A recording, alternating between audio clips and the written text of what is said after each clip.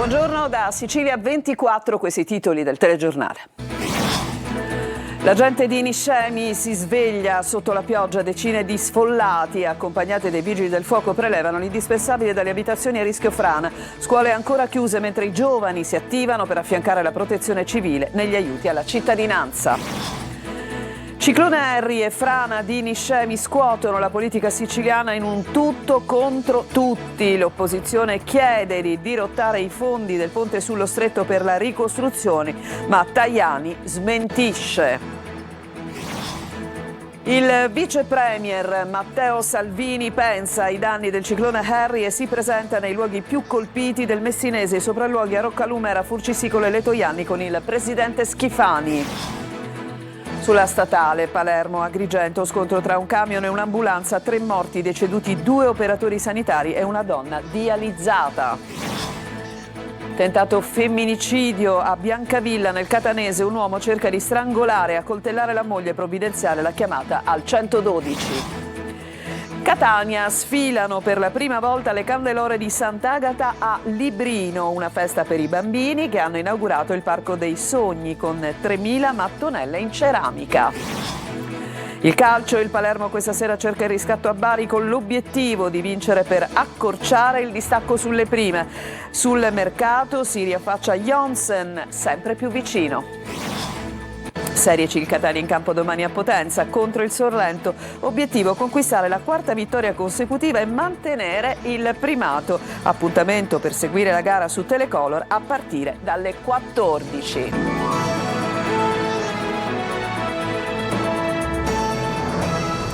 E ancora ben trovati, è stata l'ennesima notte fuori dalle loro case che sono appunto all'interno della zona rossa di Niscemi, ennesima notte dunque per questi cittadini che stanno vivendo davvero una situazione drammatica e di gravissimi disagi. Ci racconta l'ennesima giornata la nostra inviata sul posto oggi che è Eva Spampinato. Buon pomeriggio Eva, a te.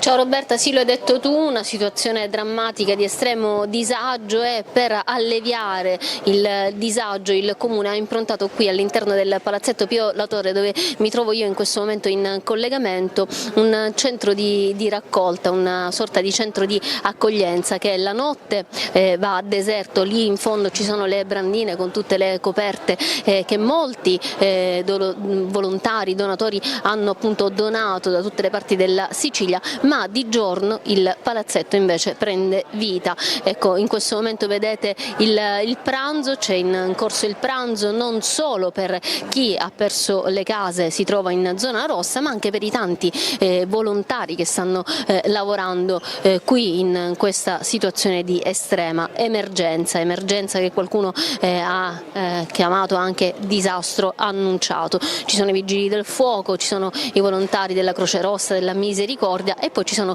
i volontari che sono gli studenti e le famiglie, perché lo ricordiamo sono ancora chiuse le scuole oggi a Niscemi. Stanno come vedete dando la pasta, il menù prevede pasta alla calabrese, lonza, cotolette e tante altre cose, perché i generi alimentari ma anche i generi di prima necessità arrivano in continuazione qui al Palazzetto Pio La Torre. Poi dietro ci sono 2 chef volontari di Siracusa che cucinano ciò che la gente porta, per cui si fa la spesa con quello che i volontari donano, loro improntano il menù del giorno. Lo abbiamo detto, il 5º giorno trascorso così, con oltre 1700 persone senza casa in una zona rossa che si fa sempre più ampia.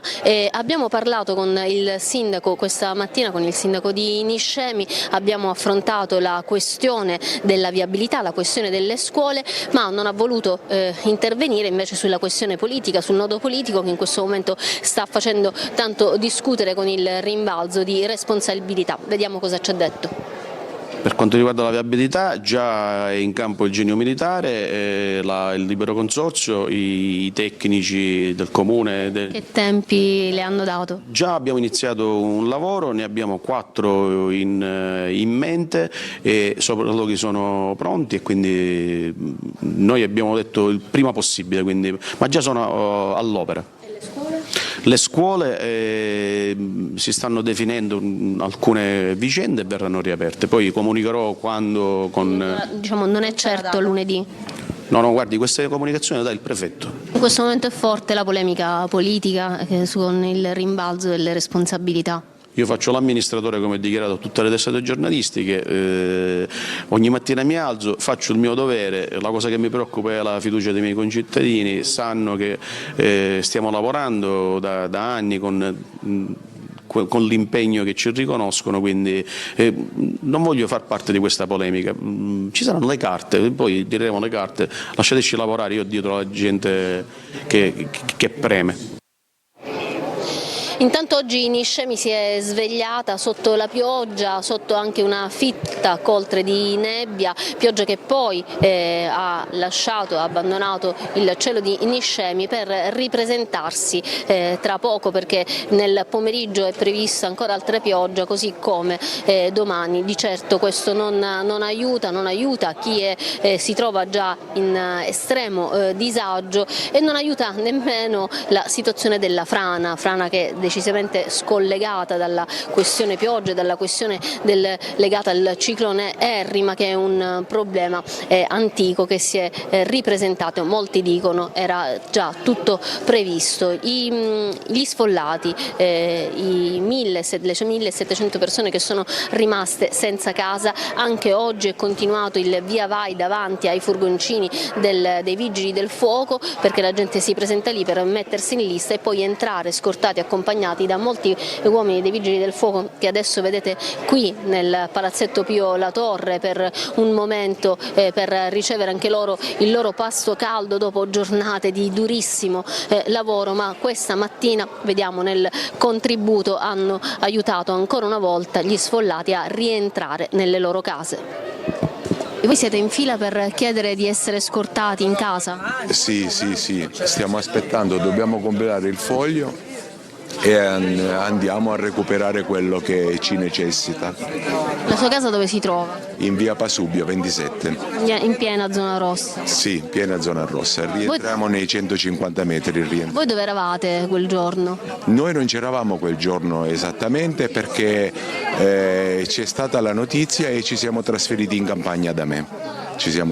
Abbiamo anticipato praticamente, solo che adesso devo fare la richiesta per poter entrare a casa per recuperare il più possibile che possiamo recuperare, ovviamente.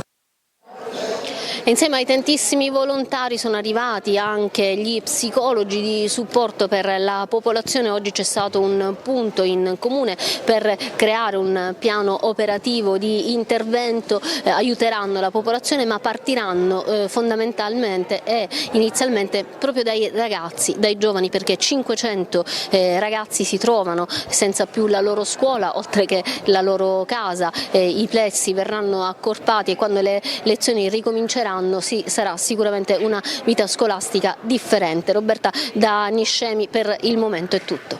Grazie Eva Spampinato, nostra inviata appunto a Niscemi, il luogo della frana. E questi disastri siciliani dell'ultimo tempo, dal ciclone alla frana, diventano terreno di scontro politico. Da Roma a Palermo è davvero un tutti contro tutti. Manlio Viola. E tutti contro tutti nella politica siciliana e italiana nel post-ciclone Harry e frana di Niscemi. Per PD, 5 Stelle e sinistra estrema i disastri sono l'occasione per tentare di affondare definitivamente il ponte sullo stretto già bloccato dalle osservazioni della Corte dei Conti. Annullare questa opera inutile e dannosa e usare i soldi per la ricostruzione è il coro unanime dell'opposizione. A far scoppiare la polemica nella maggioranza però è l'interpretazione data alle parole del vice premier azzurro Antonio Tajani: se c'è un rinvio o un accantonamento valuteremo, aveva detto a Bruxelles. Ma Tajani non si riferiva ai fondi del ponte, così in serata lo stesso ministro degli esteri su X deve correggere il tiro. Ci sono tante proposte da analizzare, ma quella che prevede di usare i fondi del ponte ci trova contrari. E il Consiglio dei Ministri di ieri, dicono praticamente tutti in coro, di ponte non ha parlato, rimandando ad altra seduta anche il tema del rinnovo del decreto per proseguire nell'iter di costruzione. Mentre la maggioranza blinda questi soldi per il ponte, si cercano risorse anche in Europa e impazza però la polemica sulla frana di Niscemi e sul perché non si si sia fatto nulla per evitare che divenisse così disastrosa. Musumeci attiva un'indagine amministrativa, lo fa con decreto senza passare dal Consiglio dei Ministri, la Vardera presenta un esposto in procura, mentre l'ex premier Matteo Renzi attacca il ministro della Protezione Civile su X, un raccomandato della Meloni che non ha fatto nulla, dice. Intanto questa mattina la Regione ha pubblicato l'avviso per censire i danni in agricoltura, che si aggiunge al bando per i ristori che era stato varato ieri dalla Giunta Schifani. E il presidente dell'Assemblea regionale siciliana Gaetano Galvagno è perentorio sul ponte, sullo stretto, perlomeno sulle risorse. Dice non possono essere intaccate. Sentiamo. Le risorse del ponte non possono essere intaccate, sia per una questione legislativa e anche perché non vedo la ragione per la quale in altre regioni non vengono intaccati questo genere di fondi. Devono dare le risorse anche per le questioni relative a un'emergenza. Non siamo figli di un dio minore, non ci dobbiamo levare qualcosa noi, che già siamo molto deficitari rispetto ad altre regioni, tanto il ponte vorrà dire che metteranno mano nella tasca anche per altre questioni, così come si è fatto in altre regioni d'Italia. Andiamo a Licata, che è flagellata dal maltempo. C'è stata una notte di vento, pioggia e delle mareggiate che hanno causato dei danni in città. È crollata un'abitazione che comunque non ha procurato feriti. Sentiamo il punto su questa situazione da Davide Sarto. Il maltempo che da giorni insiste sulla provincia di Agrigento ha colpito duramente Licata. Una notte di vento forte e pioggia intensa ha messo in ginocchio la città, causando danni e disagi in diversi quartieri. Strade allagate e rami spezzati hanno reso difficile la circolazione in alcune zone. Le raffiche hanno provocato il crollo di un'abitazione nel cortile Gambino. Sul posto sono intervenuti i vigili del fuoco e le forze dell'ordine. Per fortuna non si registrano feriti, ma i danni materiali sono ingenti. Situazione critica anche lungo la costa, dove le mareggiate hanno battuto con forza il litorale. Al cimitero di Marianello il vento ha fatto crollare un grosso pino. L'albero, cadendo, ha distrutto alcune ringhiere e danneggiato diverse tombe. Per motivi di sicurezza il sindaco Angelo Balsamo ha firmato un'ordinanza che dispone la chiusura per l'intera giornata dei cimiteri e delle ville comunali. Intanto sono al lavoro tecnici e operai del Comune per la messa in sicurezza delle aree colpite e la rimozione dei detriti. La Protezione Civile e le forze dell'ordine continuano a monitorare la situazione, invitando la cittadinanza a limitare gli spostamenti fino al miglioramento delle condizioni meteorologiche. E i danni provocati dal ciclone sul versante più colpito, quello ionico del Messinese, hanno portato il vice premier e ministro appunto delle infrastrutture e dei trasporti Salvini in Sicilia per alcuni sopralluoghi cominciati appunto nella mattinata di oggi. È arrivato da poco a Furcisicolo, dove lo vedete, c'è il nostro inviato sul posto che è Francesco Triolo. Francesco, a te. Roberta, buon pomeriggio. Ancora deve arrivare Matteo Salvini proprio qui a Furci. Ha fatto e sta facendo un secondo sopralluogo con l'elicottero su tutta la costa ionica, da Acicastello sino a Roccalumera. È atteso a minuti proprio qui a Furcisicolo, dove si incontrerà con il presidente della regione Renato Schifani, che è appena arrivato, ha parlato anche con i giornalisti, ha detto che comunque la Sicilia può garantire le opere di ripristino anche da solo, senza andare a toccare i fondi per il ponte. Vedremo cosa dirà a Salvini, anche se già stamattina in Calabria durante un altro sopralluogo ha anticipato che i soldi per le infrastrutture non verranno toccati. Qui sta iniziando anche a piovere, è previsto un punto stampa, vedremo se il programma di Matteo Salvini sarà rispettato. In ogni caso, come hai detto tu, questa è probabilmente la zona che insieme al Catanese ha risentito maggiormente del mareggiate. Allora, in diretta proprio, Roberta, vedo l'elicottero della Guardia Costiera che sta passando proprio sopra la mia testa, probabilmente starà atterrando tra qualche minuto qui a Furcio, a Roccalumera, in uno dei campi sportivi, e arriverà subito sul lungomare. Ci sentiamo per le prossime edizioni. Bene, grazie a Francesco Triolo, ovviamente ci aggiornerà, come ha detto, nelle prossime edizioni dei nostri telegiornali. Cambiamo decisamente argomento e parliamo purtroppo di sangue sulle strade, un grave incidente sulla statale Palermo-Agrigento, ci sono 3 morti, ci dice tutto Marco Cullà. Un impatto violentissimo, forse causato anche dall'asfalto reso viscido dalla pioggia. Un altro terribile incidente sulla strada statale 121 Palermo-Agrigento, nel territorio tra Misilmeri e Bolognetta, nel palermitano. Nello scontro tra un'auto medica e un camion hanno perso la vita 3 persone. In corso i rilievi per ricostruire la dinamica dell'impatto. Le 3 vittime sono il conducente e i passeggeri dell'automedica. Si tratta di 2 operatori dell'associazione Madonia Soccorso Ollus che si occupa del trasporto di emodializzati. Giuseppe Badalamenti, di 66 anni, e Gasparello Giudice, di 48 anni, e di una paziente, Giovanna Oddo, di 95 anni. In lacrime l'autista del camion che si è scontrato con l'automedica, disperati alcuni parenti delle vittime arrivati immediatamente sul luogo della tragedia. Non si può morire così, non si può perdere la vita per andare a lavorare, grida un uomo in lacrime. Sul posto sono intervenuti i carabinieri e la polizia stradale di Lercara Fridi per i rilievi e le squadre ANAS per consentire il ripristino della regolare viabilità nel più breve tempo possibile. Ancora una volta la Palermo-Agrigento, teatro di tragedie, incidenti e morti, una strada che diventa ancora più pericolosa quando piove. Sarà eseguita domani l'autopsia sui corpi dei 3 cacciatori uccisi nei boschi di Montagna Reale. Indagini a 360 gradi e non si esclude la presenza di una 4ª persona. Il servizio di Francesco Triolo. I 3 morti nei boschi di Montagna Reale diventano sempre più un giallo. In procura a Patti si lavora senza sosta per cercare di capire cosa possa essere accaduto mercoledì pomeriggio in quel luogo impervio, battuto pressoché da cacciatori, difficile da raggiungere, soprattutto in giornate piovose come quelle dei giorni scorsi. Si cercano i legami tra Antonino Gatani, l'82enne originario di Montagna Reale ma residente a Patti, e i fratelli Giuseppe e Davis Pino di San Pierniceto. Nessuno di loro ha precedenti né sembra legami con la criminalità. E allora cosa è accaduto? Si parte da un paio di certezze, cioè quelle dei colpi di fucile, 2 per una delle vittime, 1 ciascuno per gli altri, i corpi distanziati di una decina di metri. Una dinamica che farebbe escludere al momento l'ipotesi dell'omicidio-suicidio. Si starebbe guardando più alle dinamiche e ai rapporti tra cacciatori senza escludere la presenza di altre persone. Una 4ª forse. Nel registro degli indagati però ancora la procura non ha iscritto nessuna persona. Il procuratore capo Angelo Cavallo e la sostituta Roberta Ampolo con i carabinieri che seguono le indagini hanno sentito diverse persone negli ultimi 2 giorni, ma soprattutto per scavare nelle vite delle 3 vittime ed avere un quadro più completo possibile della vicenda. Intanto i corpi sono stati trasferiti all'ospedale Papardo di Messina, dove domani verrà eseguita l'autopsia. Da quell'esame e dai rilievi del RIS di Messina si spera di avere qualche indizio in più. E adesso ci fermiamo, c'è una pausa e torniamo tra poco per la seconda parte.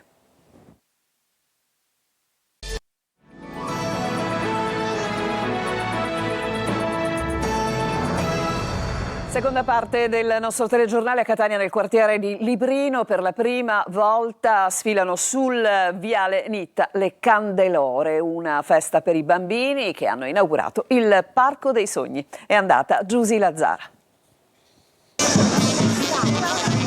C'è festa oggi a Catania, nel quartiere di Librino. Per la prima volta sfilano in viale Nitta le Candelore che precedono le celebrazioni della festa di Sant'Agata. Da piccolo ho avuto il voto anche di portare il sacco di Sant'Agata, però la Candelora è sempre stata una mia passione. C'era mio padre, anche mio fratello, ed è nata una passione anche per me. Oggi è stato inaugurato anche il Muro dei Sogni, con 3.000 formelle di ceramica realizzate dai bambini delle scuole. Samuele, allora, questa cos'è? È una mattonella che è mia, il mio sogno. Ah, e qual è il tuo sogno, Samuele? È questo, scusa. Inaugurato anche il Giardino delle Rose, voluto e sognato come tutto dal mecenate Antonio Presti. Invece di togliere spazzatura, invece di educare a non creare spazzatura, forse è più importante in questo momento educare a piantare una rosa. Ecco, 10.000 bambini, se anno dopo anno piantano una rosa con le mamme e con le famiglie. Librino riacquista un diritto alla cittadinanza in nome della bellezza. Com'è portare questo quadro? Bellissimo. Per me la regina di Catania E senti, per te che cos'è Sant'Agata invece? Chi è? Una santa. Cittadini! Restiamo in tema perché Sant'Agata è stata raccontata anche dagli alunni della scuola Diaz Manzoni di Catania, uno spaccato autentico della tradizione vista appunto con gli occhi dei bambini. Desiree Ferlito. Candelore in miniatura, dipinti e manufatti, un progetto dedicato a Sant'Agata che ha visto impegnati oltre 100 alunni della scuola Diaz Manzoni in una Catania in fermento in attesa di riabbracciare la sua amata patrona.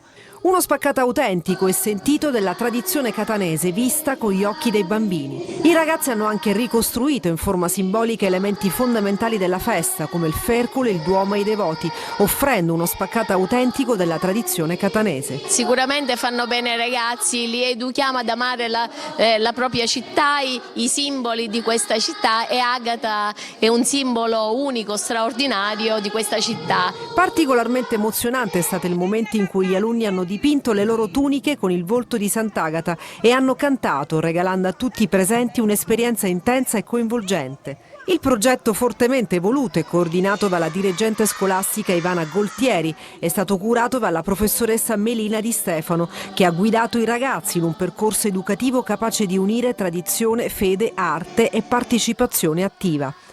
Un'esperienza che ha dimostrato come la scuola possa essere luogo vivo di cultura, emozione e identità, dove i bambini diventano veri custodi delle tradizioni del territorio. E adesso ci fermiamo, c'è un'altra pausa, torniamo con il calcio.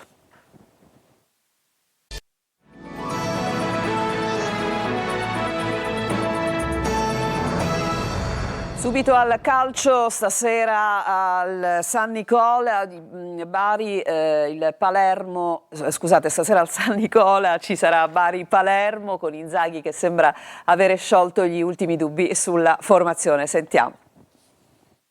Mercato in stand-by, il Palermo stasera a Bari torna in campo per provare ad accorciare verso le prime della classe e dare anche un segnale al campionato. Al San Nicola i rosanero vogliono tornare a vincere in trasferta. Se manteniamo questa media delle ultime 9 partite diamo fastidio a tutti. Il Frosinone e il Venezia che sono davanti hanno una media di 0,5, 2,1 a partita. Noi in 9 partite abbiamo fatto 19 punti, per cui la media è questa.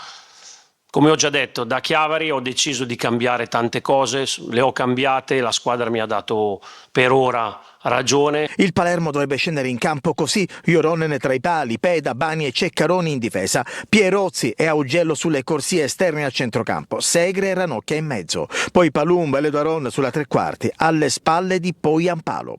Mercato sfumato tra Moni è tornato d'attualità il nome di Dennis Jonsen, che per la verità non è mai stato fuori dai radar della dirigenza rosanero.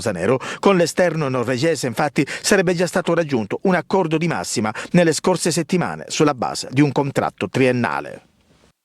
E domani invece il Catania è in campo a Potenza contro il Sorrento. Obiettivo: conquistare la 4ª vittoria e naturalmente mantenere il primato. Marco Carli. Restare in testa, lo ripete come un mantra toscano, la squadra lo ascolta, insegue la 4ª vittoria consecutiva per poi dare pressione domenica al Benevento impegnato in casa dell'Atalanta Under 23. Un passo alla volta, una partita alla volta, tutte importanti. Allora intanto il Sorrento, col supporto in più del pubblico etneo, che assieperà la tribuna ospiti e trasformerà il Viviani di Potenza, dove giocano i campani, in uno stadio quasi di casa per il calore che i supporter etnei sanno trasmettere. I ballottaggi, per merito di un mercato fatto bene e per tempo, ci sono nel ruolo di braccetto con Gherardi e Allegretto, con Carnielutti pronto comunque a dare il suo contributo, al centro con Di Noi e Corbari, davanti con Forte e Rolfini, alle spalle D'Ausilio sta benissimo, ma è tutta la squadra a dare garanzie. Stanno tutti bene, vogliono dare tutti il proprio contributo e l'hanno dimostrato. La cosa più importante è che sono pronti, sono sul pezzo tutti, sanno che sono coinvolti tutti, la dimostrazione è stata anche domenica e quindi questa è la cosa più importante. Il telegiornale finisce qui, la linea va subito a Marco Carli con preview, obiettivo fare i puntati sul Catania che gioca, appunto l'avete sentito proprio da lui, in casa a Potenza contro il Sorrento, il punto tattico, le ultime, anche le notizie che arrivano da Trapani e Siracusa. Vi lascio a preview, vi ricordo che Sicilia 24 tornerà alle 19, buon pomeriggio.